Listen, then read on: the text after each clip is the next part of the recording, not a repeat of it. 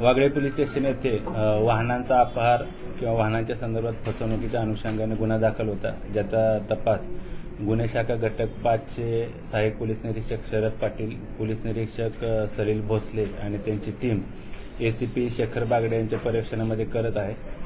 ज्या गुन्ह्यामध्ये संदीप शेट्टी राहणार उलवे, नवी मुंबई याला अटक करण्यात आलेली आहे. त्याच्याकडून एकूण 32 वाहने, जवळपास 2,44,00,000 वाहने जप्त करण्यात आलेली आहेत. संदीप शेट्टी हा सध्या न्यायालयीन कोठडीमध्ये आहे आरोपी. यापूर्वी त्याच्यावर 2021ला नवी मुंबई परिसरामध्ये 3 वेगवेगळ्या पोलीस स्टेशनला फसवणूक, अपहार किंवा या संबंधाने गुन्हे दाखल आहेत.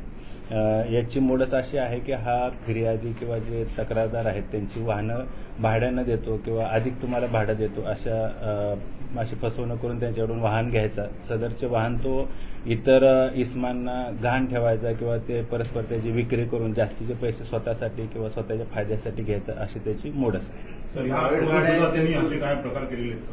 यापूर्वी या आरोपीनं अशा सेम प्रकारचे गुन्हे केलेले आहेत, ज्यामध्ये 2021ला नवी मुंबईच्या वेगवेगळ्या पोलीस स्टेशनला त्याच्यावर गुन्हे दाखल. प्रायव्हेट गाड्या आहेत का टुरिस्ट गाड्या आहेत? प्रायव्हेट देखील आहेत, टुरिस्ट देखील आहेत. आता सध्या 32 वाहनं जप्त करण्यात आलेली आहेत. यामध्ये अजून वाहनं जप्त होण्याची शक्यता आहे. सदरची वाहनं त्यांना छत्रपती संभाजीनगर, जालना, बीड, उस्मानाबाद, त्याचबरोबर पनवेल, कल्याण, परभणी अशी महाराष्ट्रामध्ये वेगवेगळ्या ठिकाणी वाहनं गहाण ठेवली होती किंवा त्याची परस्पर विक्री केली होती. सर, हे संपूर्ण करण्याचं कारण काय होतं? शिक्षण किती आहे आणि त्यासोबत अजून कोणी होते? त्याचं वय आहे 38 वर्ष, राहणारा तो उलवे, नवी मुंबईचा आहे.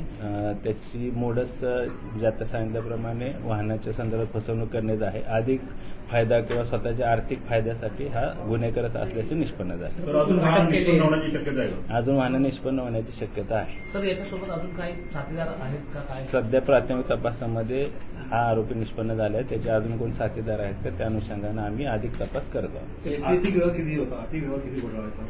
सध्या आपल्याला 32 वाहनं जप्त करण्यात आलेली आहेत आणि जवळपास 2,44,00,000 मुद्देमाल जप्त केलेला आहे. अजून त्यानं सदर वाहनाच्या अनुषंगानं कुठल्या इस्मांना पैसे दिले आहेत का किंवा सदर वाहनाच्या अनुषंगानं वाहनं गहाण ठेवून किंवा विक्री करून अधिक काय पैसे कमवले आहेत का किंवा स्वतःचा फायदा केला आहे का, त्याचा देखील आम्ही तपास करत आहोत. सर, ही वाहनं कोणकोणत्या? ठीक आहे.